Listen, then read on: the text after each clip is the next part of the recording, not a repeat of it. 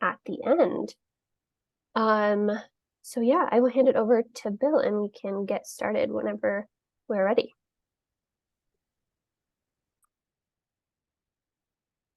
Okay, Bill, I'm ready. Okay, great. Thanks. Thanks, Courtney, for that introduction. We appreciate all of you attending today to participate in this webinar where we're going to try and explain the findings, the results of the phase 1 soil compaction study that was performed by Iowa State on behalf of the Iowa State Association of Counties.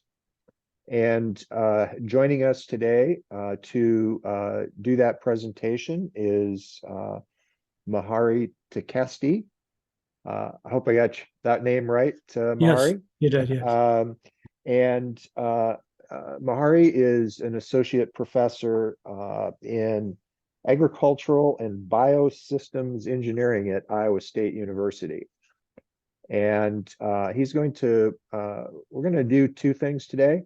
The first part of the webinar, we're going to be talking about the process that was used during the study and sort of the findings during that process.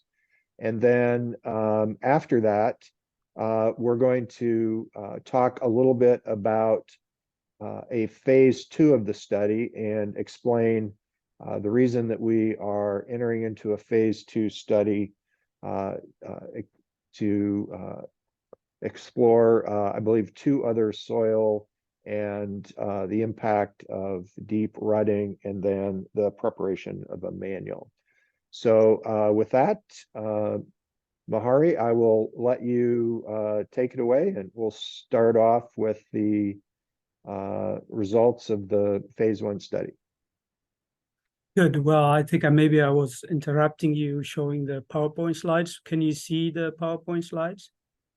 Yes, I can. Okay. Well, thank you very much. This is a presentation from the phase 1 results of the soil wetness study.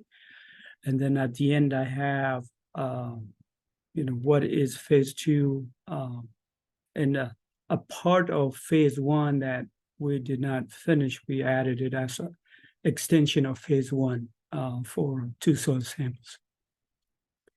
I think what I will go through maybe is to just give a little introduction. I think what we're looking at is soil management in an underground construction activities and right away on farm soils, where after the projects are completed, the expectation is the farm will go back into crop production system. So one of the key things is, the definition of, how wet is the soil, so to minimize deep or excessive soil compaction during construction activities.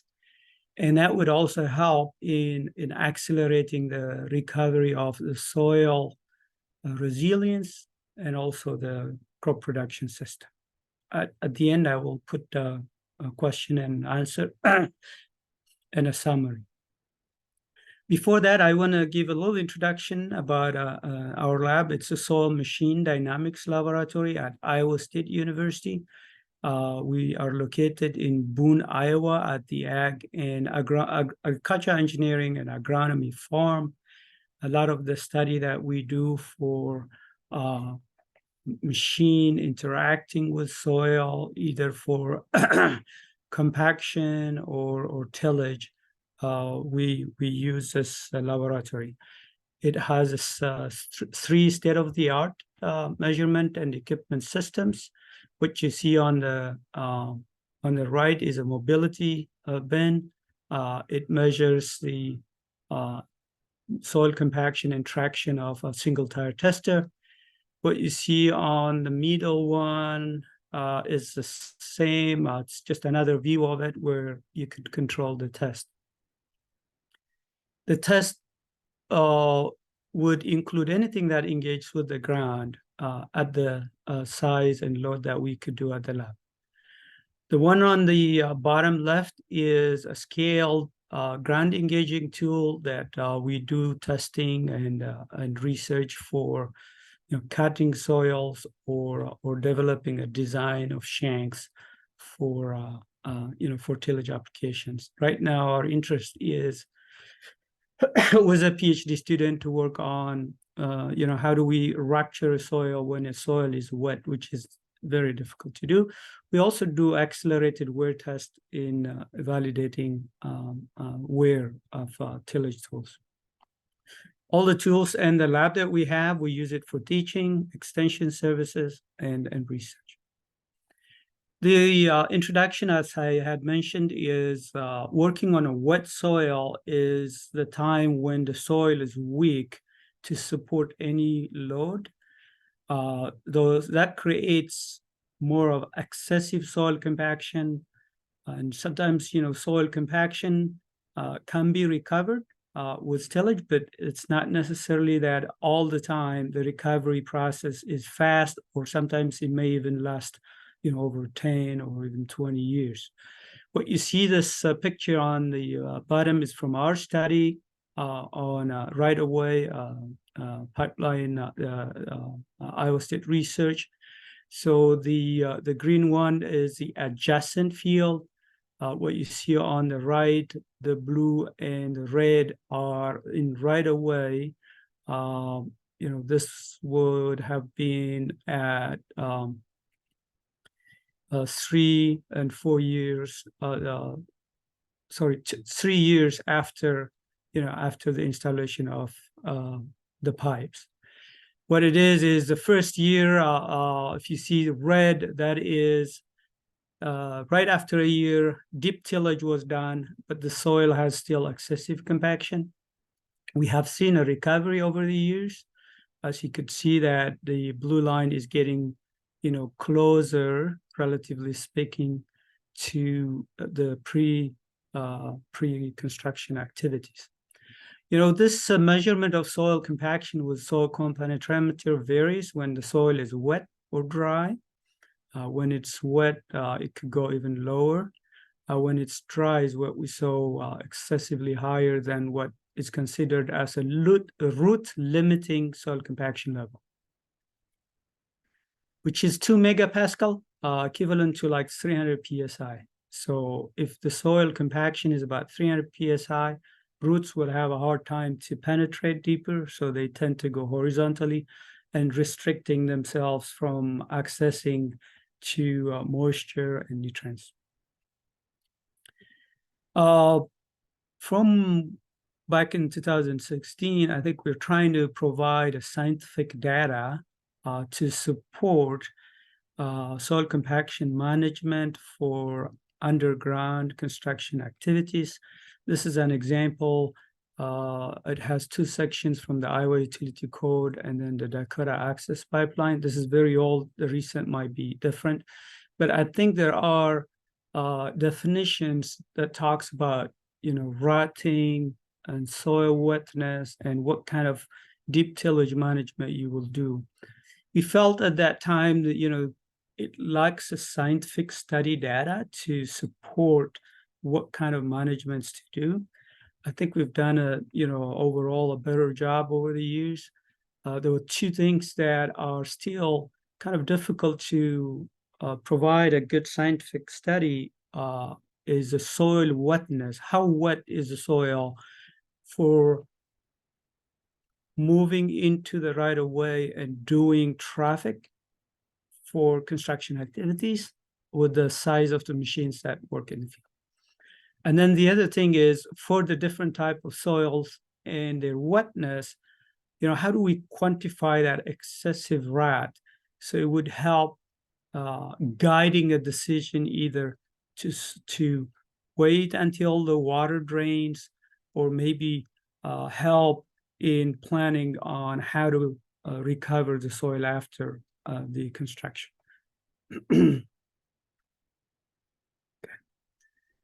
So I'll go through the laboratory and field testing methodology that we have developed. I think what we did was we look at how do we define soil wetness when it still can support load in the field from traffic. We define that what we call as a field capacity that would support about 15 psi, pounds per inch square of load. The tractor that we used is a two-wheel drive, and that gave up about the same psi at the ground level with the tire that we had. So we core samples at 5 soil classification zones. We brought the sample to a lab. We saturated it in our built-in column in the soil machine dynamics lab, and we let it drain. And we try to determine from a saturated stage to getting closer to that field soil wetness that supports load, how many days does it take? I know this is a laboratory exercise. We're not assuming there's going to be evaporation or evapotranspiration process. The reason is we want to do a control test. So whatever days that it took in our lab, it came about roughly 3 days for most of the soils, will be shortened if there's a wind and there's crops in the field taking the moisture from the soil. But the goal was, how could you come up with a good method to classify the different wetness for different soils? So far what we have sampled was soil that we first look at a sandy soil that's well drained. It's close to the Skunk River here in Ames, Iowa. We use that as our, a benchmark that it will drain fast. It has a lot of sand on it. It doesn't hold the water long. And then the other soil series samples we took were from Okoboji, Clarion, Nicollet, and we also took a 5th soil sample from Monona. What I mean by soil sample here is I show you this this auger. It's a specialized design that it cores undisturbed soil 3-inch by 2.5 by 3-inch diameter by 2-inch height. I'm not muted, right, Bill? Okay. It gave us a very undisturbed soil samples. You could see those smaller soil sample. We sampled the top 20 inches of the soil.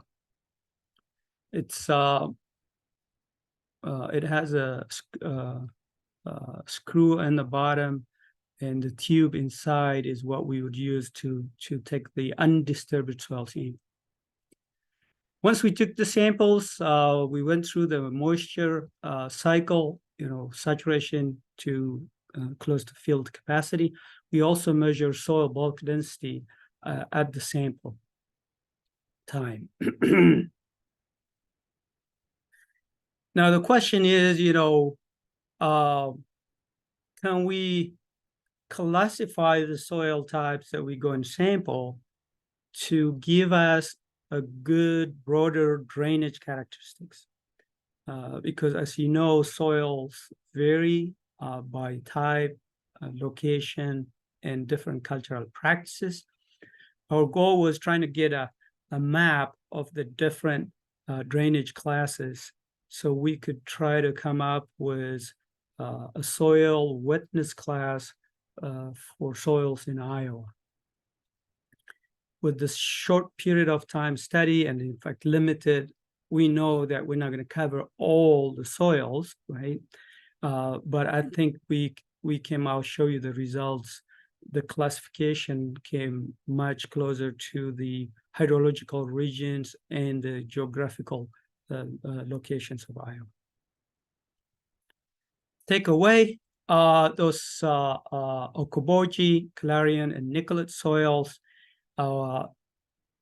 They have a higher moisture content at the field capacity, meaning that when the soil is still relatively dry, it's not dry, relatively dry, but still could support load, and we would course a sample at that time. So this would be like you could do a typical field work for tillage, planting, that does not limit from accessing to the field for ag applications. The second class of soil that came up based on their soil wetness was a Monona soil in the deep profile 15 to, let me try to hide that, 15 to 30 centimeter. It has about 20% moisture. And all of them, as you could see, you know, the subsoil had a relatively higher moisture content. So this is what I was trying to highlight. You know, if we classify the soils into 3 or 4 classes, you know, would that help to come up with a best method of classifying soil wetness for underground construction activities on right-of-way farm soils that will go back to farming?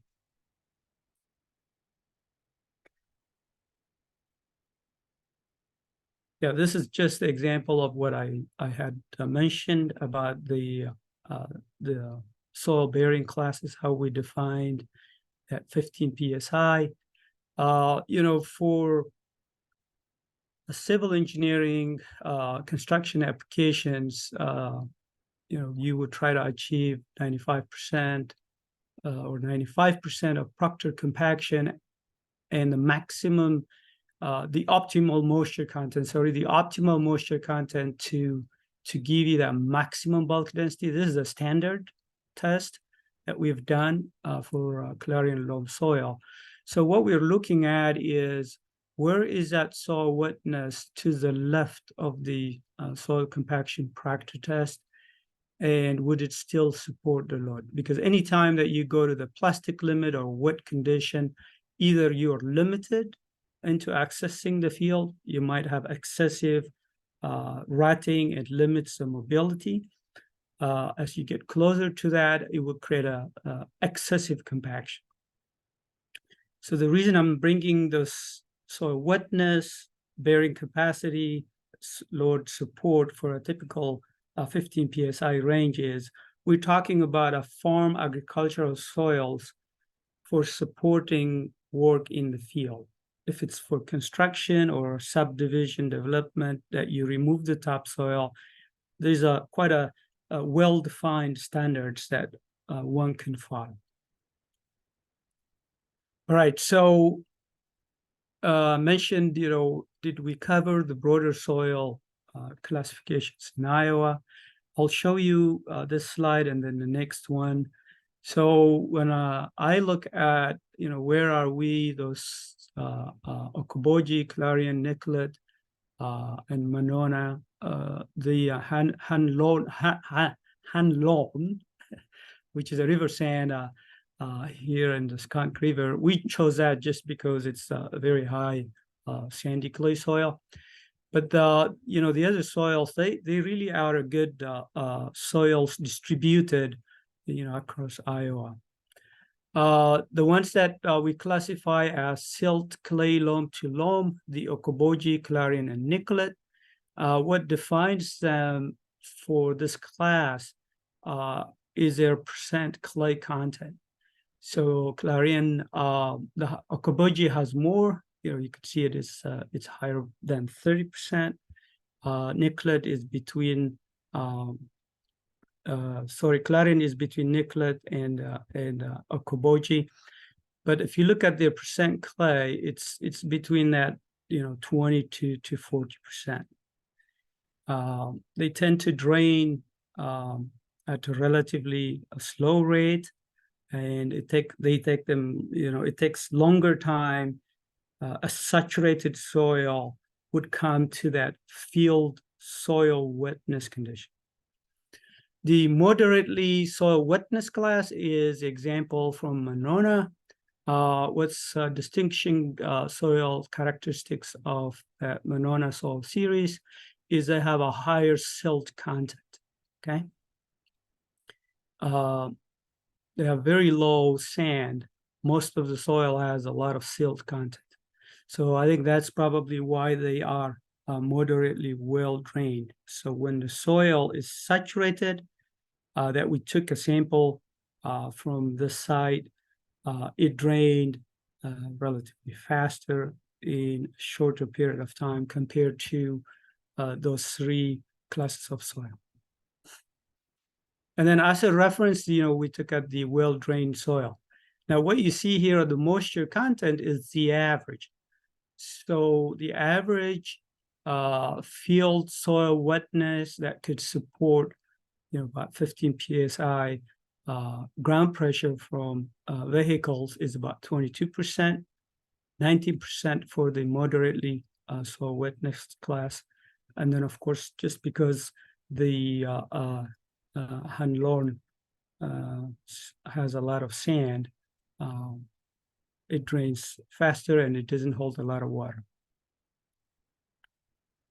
So we believe that we came up with a method, and we experimented that method with 5 classes that have a distribution, across the Iowa landscape.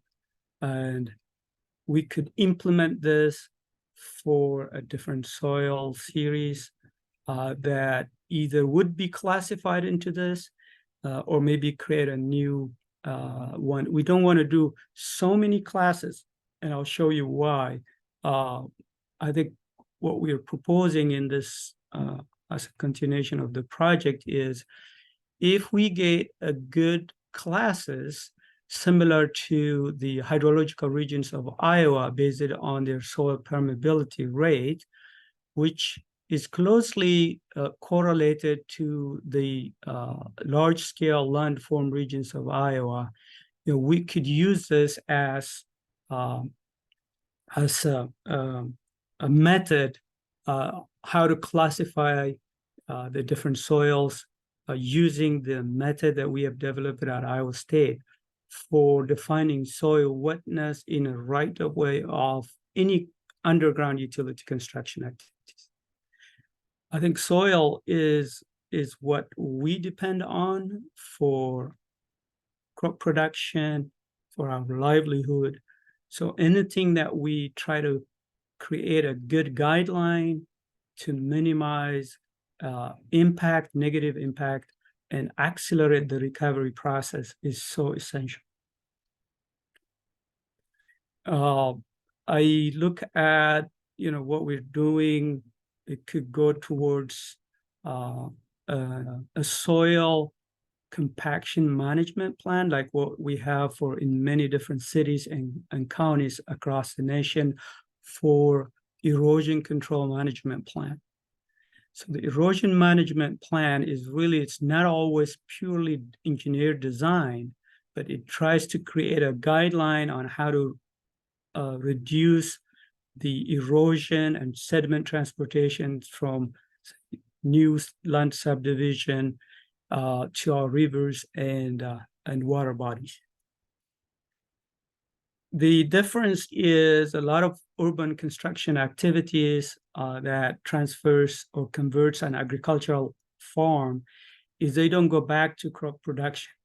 So there's a good erosion control management plan on land division developments on a farm's prior farm soils or growing either crops or forests.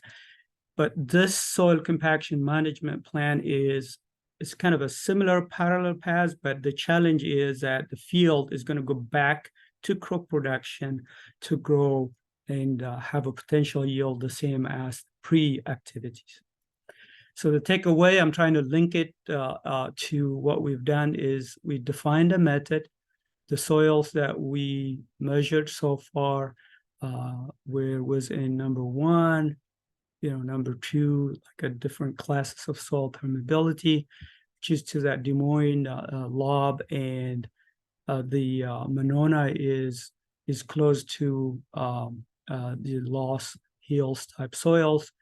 What we didn't do in our study after we completed this test is we felt like we should have done a soil sample and classify from the low permeability southern Iowa drift plain area, like in the Burlington, Iowa area, and then the Dubuque that has still more higher silt than Monona. So in summary, we classified soil wetnesses based on their soil bearing capacity for about 15 psi load. We determine, what's their moisture when they're wet and how many days it takes. After 3 days, what we found was that the sandy soil, the silt clay loam, those are the two classes. This is a river sand and this is a Monona. They came closer to the moisture content that you could traffic within 3 days. Whereas the poorly drained soils, those classified soils as Okoboji, Clarion, and Nicollet, we were still higher than what we want to achieve, which is 22% for supporting load. In the field, that 3 day will be shorter, and of course, this will be drier than what we did in the lab.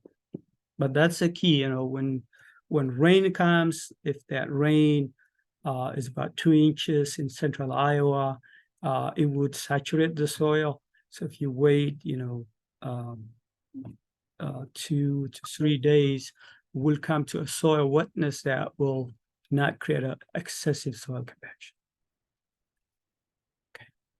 I know that I added this into the report too from our group. What you see on the right is, since we're doing it on a farm soils, we also want to measure what is their bulk density, how compacted and how loose it is. So overall, I think especially the farm soils, poorly drained and moderately drained, all our samples were done within reasonable bulk density that you would grow crops. We didn't go to like a headland or excessively compacted just from the field traffic in the farm. So in other words, we chose a soil series. We found out they were within the 3 soil hydrological regions of Iowa, and the initial soil conditions are similar to what you would see in a typical farm before any right-of-way activities. The 2 soils and now I will move to phase 2. Like I mentioned that after we understood the methodology, defining those classes, how they relate to soil wetness in a field condition, and their moisture content at saturation, we felt like, there are 2 soil classes that we should have done to classify them. Maybe they could be part of those 3 classes, or maybe we could come up with a 4th class. So we will take samples from 5 soil series. You could see this is the distribution of it in Iowa. This is Waterloo. It goes all the way to Peoria, but I think this is where we will go in the Dubuque area. The other one is the poorly drained or soil permeability class, the lowest in the draining rate or the infiltration rate. That we chose the Clarinda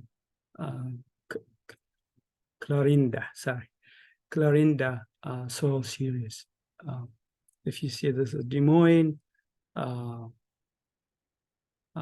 we're going to go to the south side.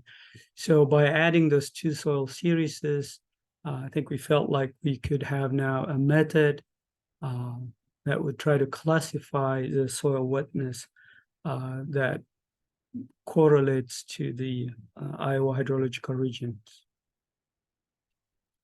Okay, maybe I can stop here before I add the next phase soil wetting depths, or do you want me to continue, Bill? I need your help.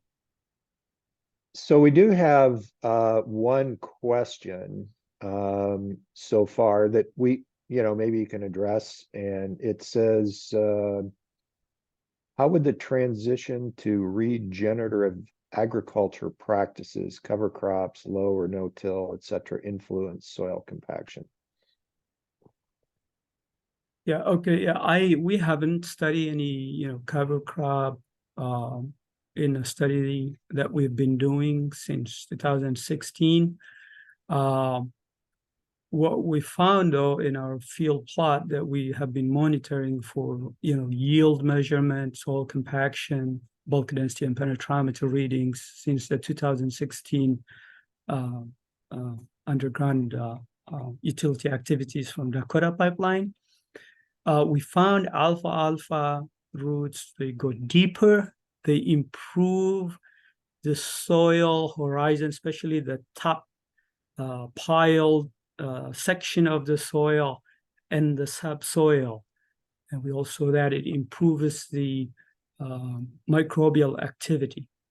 So if the cover crops would have a deep root system, I would suspect they would do, like what we've seen was alfalfa.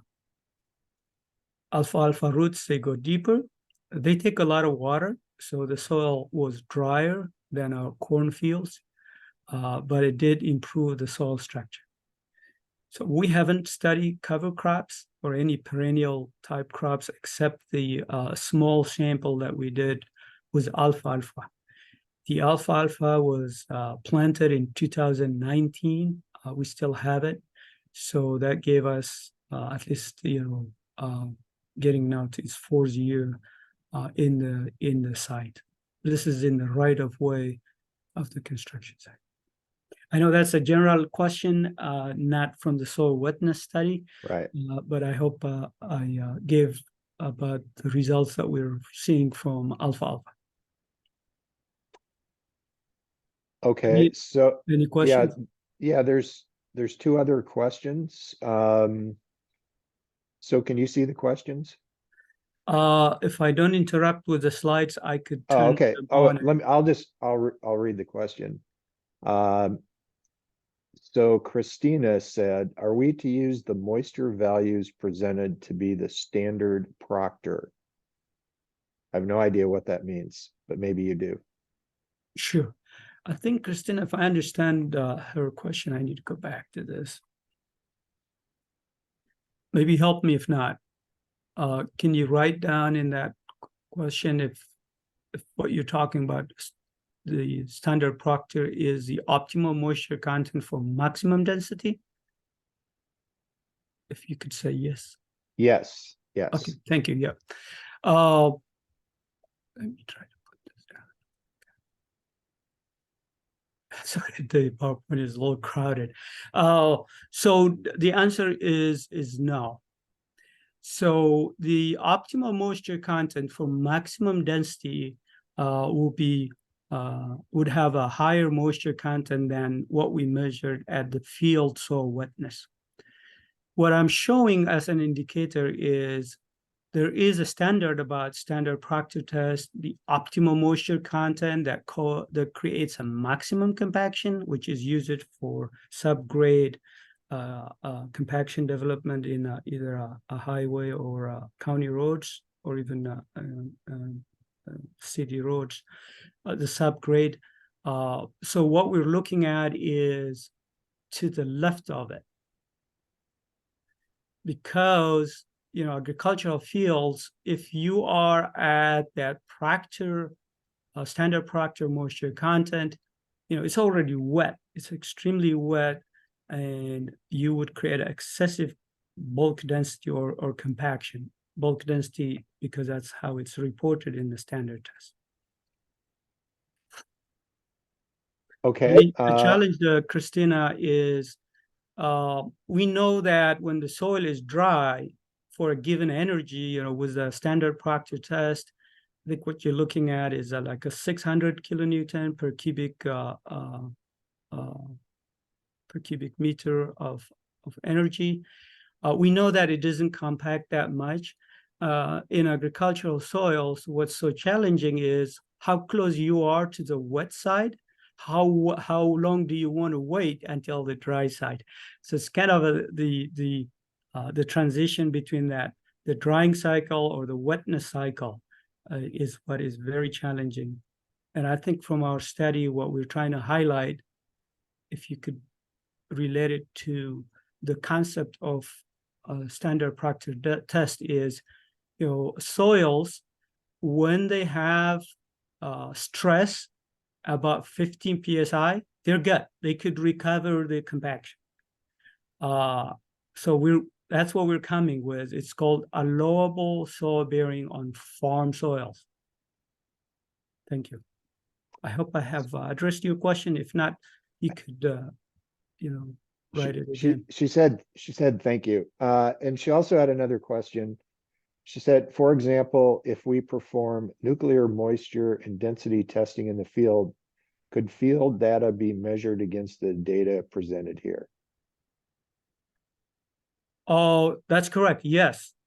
Yes, I have never used the nuclear gauge bulk density measurements, but they're correlated to lab measurements from literature. Yeah, so yeah, you would have very close on a dry. The moisture content we're reporting is on a dry basis. It's not a volumetric moisture content.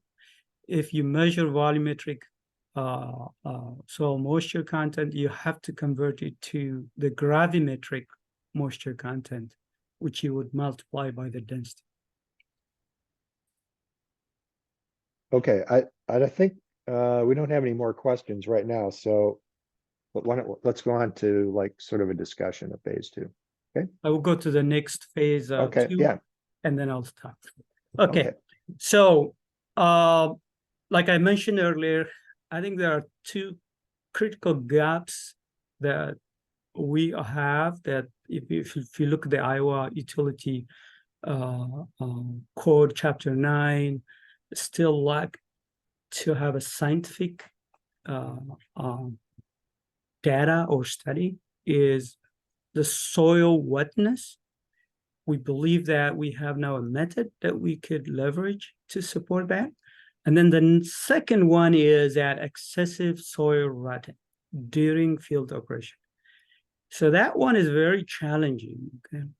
Because not only that you're looking at a soil wetness, but there's also the machine side of the system. So you could have the semi-trailer that holds the pipes. It has to be on a highway. It has to meet the Iowa Department of Transportation axle load on highways, so which is about 10 ton per axle. But the tires are smaller and they're often, inflated at about 100 psi. And then you have those heavy construction equipment machines, bulldozers, pipeliners. So they're very heavy. Some weigh about 130,000 pounds, but they have a bigger track length and width. So the rut characteristics is a combination of so many things. One, you don't know what moisture you are at the field at the time of construction. Two, you don't know which machine would create that excessive compaction, which could also vary by different soil types, because in the right-of-way, you have topsoil removed, subsoil construction activities.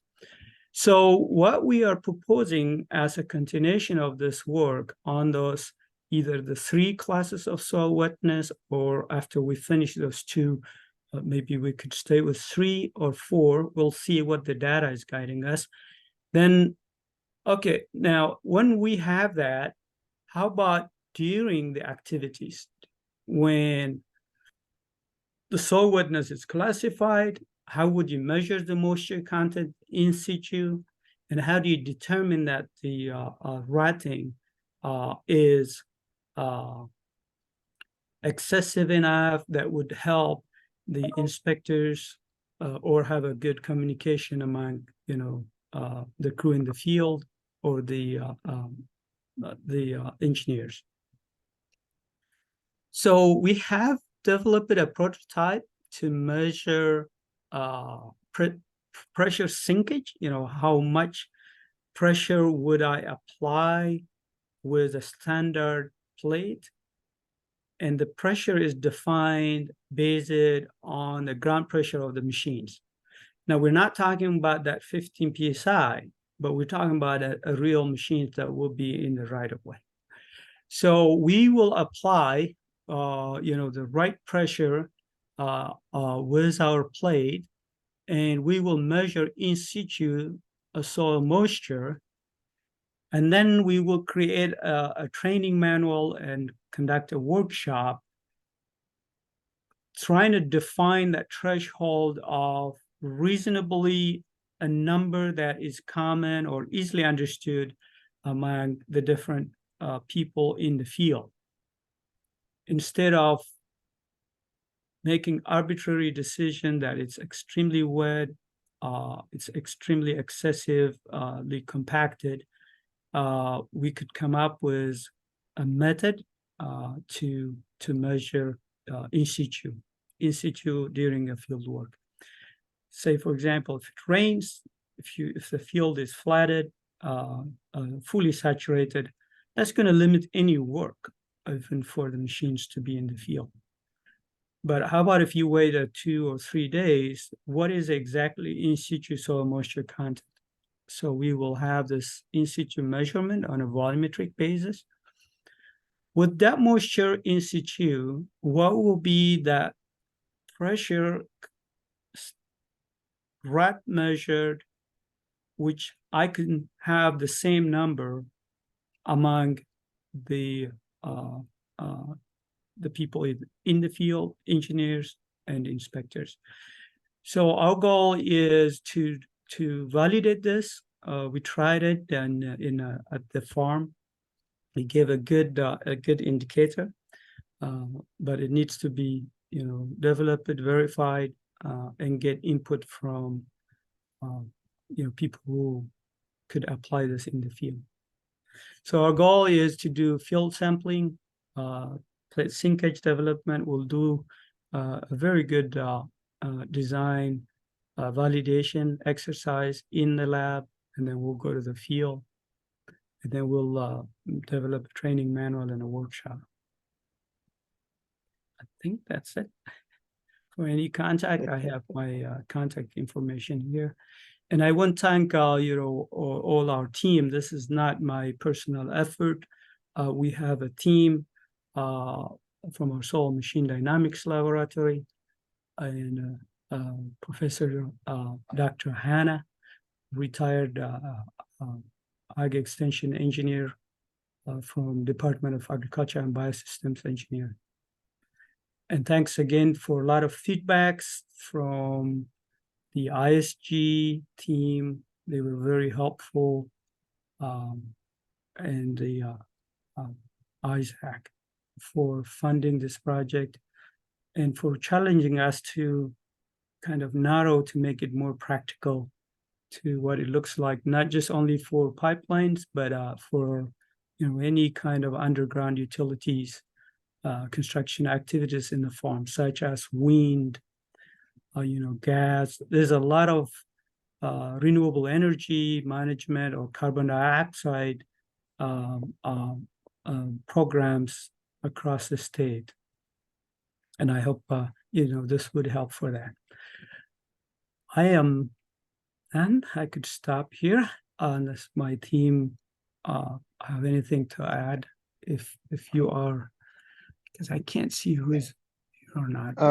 Mahari, would you like to, there's, I think, 2 members of your team that I saw. Would you like to introduce them? And then there are 2 questions that. So I can't see who is here, but let me make sure that, no, I think I know Dr. Hannah and Adewale, they told me they will join. Okay, that So might be, yeah. good timing. Yeah, thank you. So maybe Adwal, if you're here, can you introduce yourself and maybe give a brief note about how this work is helping your graduate study? Yeah, hi everyone. I am Adwale Shidaraf, a PhD student working with Dr. Mary. I'm part of the team that work on the soil wetness measured. So I did the sandbox testing for the soil wetness. And currently I'm also doing the research on compaction studies, developing a tillage tool that can reduce compaction at the subsoil. Thank you. Dr. Hannah? Yeah, my name is Mark Hanna. I'm a former extension agricultural engineer. In my role, I used to get a lot of the questions from landowners as well as utility providers about soil disturbance and what it might do to soil productivity. So my interest is in helping facilitate as Mahari and the team come up with some of the soil results. How can we put these to practical use out in the field?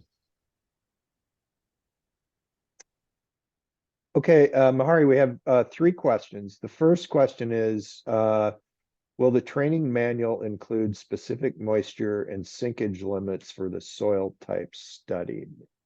The answer is yes. Okay, let's see. Yes, this presentation has been recorded and will be posted on the ISAC website either later today or early next week, as well as the PowerPoint presentation. And then Mahari has also prepared a what I call an executive summary, which will also be available on our website. Let's see. Then we have a question is, how are wetland areas addressed in the study? Yeah, I don't know, Dr. Hannah, if you could answer that question. Latifa, the wetlands were not included in the study. We were focusing more on farm soils that you would grow crops, but their soil moisture changes, and anything that would damage from a soil compaction will impact, bringing back the soils to, growing crop the same as the either adjacent or pre-construction. Dr. Hannah, anything to add on that question? Because that's not my, we haven't studied it, but definitely that's not my area. I don't think I have anything to add at this point. So hopefully we're not farming in the middle of our wetlands, right? Unless we're growing rice. Anyway, there's also a question, are there any current ASTM or other standards for soil compaction that can be referenced when litigation occurs?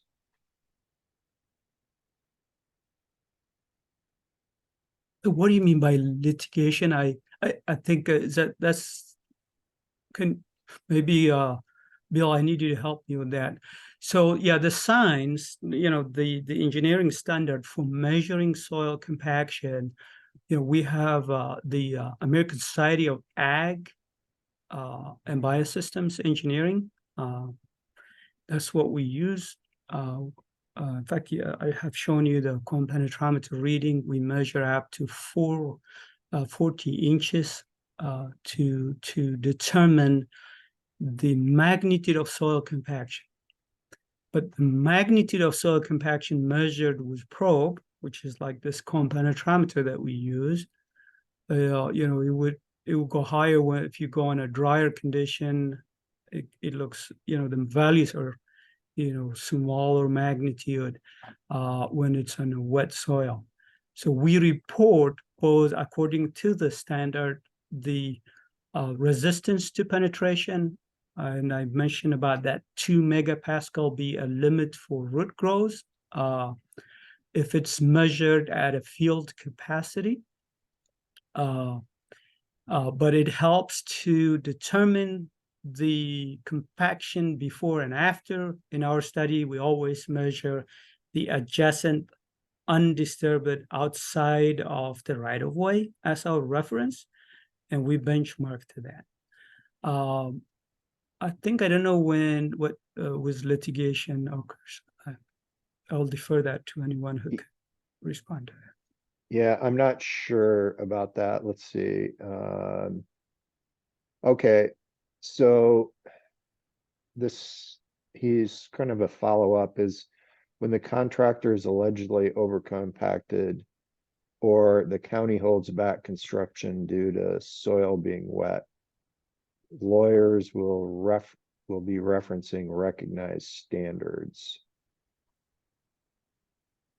I think that's a legal question that maybe Bahari can't answer necessarily.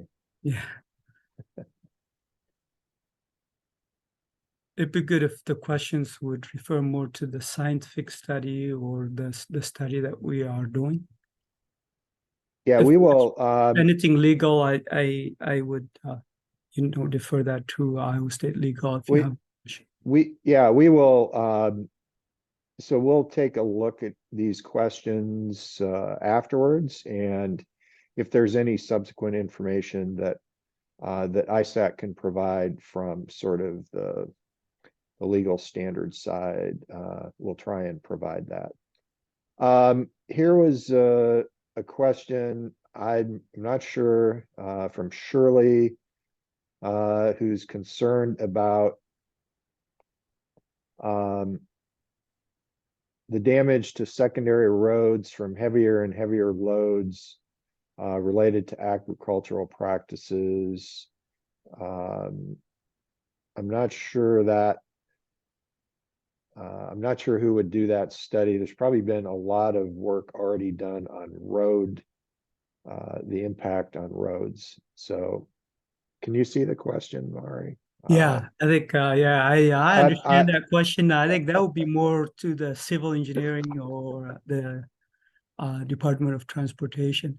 When you think about at the farm, I don't think that's what you meant. This looks like on a road, right? Yes, correct. Like on the secondary roads, gravel roads, Gravel roads, yeah. paved County roads, pavements, yeah. county roads.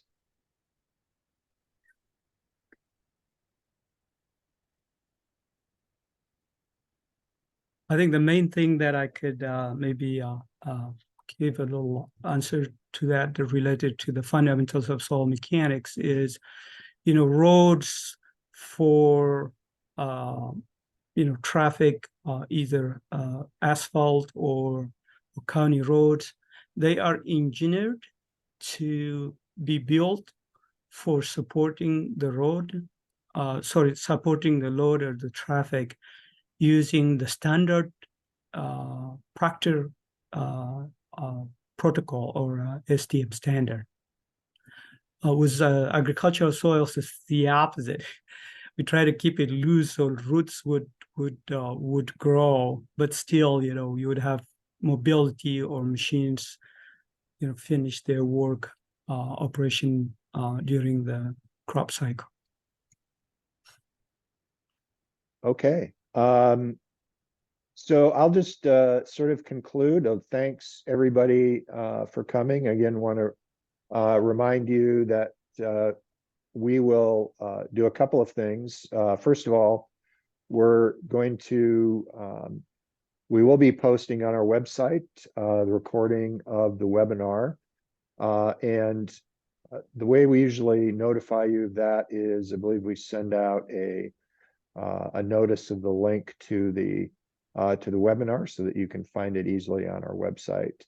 Also, you should be able to find now on our website a copy of the final PowerPoint presentation as well as the executive summary. And if you have trouble finding those, just reach out to us here at ISAC, and we're be happy to send you an additional copy. Let's see. One looks like- question, comment. Yeah, I guess I looked. There were no additional questions that I could see. But I want to thank Mahari and his team for the work that they've done. As I mentioned, ISAC, the ISAC Board of Directors did approve about 2 weeks ago, gave us authorization to continue in phase 2 of the study. We will be looking for funding partners to help us fund that. But we've got the go-ahead for Mahari and his team to get started on the project and get it done over the course of the next year. So if you have any further questions about that, please don't hesitate to reach out to me. With that, I think we will conclude the webinar, and thanks everybody for their time today. Thanks, Mahari, for your work on this and your team. Appreciate the partnership. Yeah, thank you. Thank you very much. Yeah, thank you.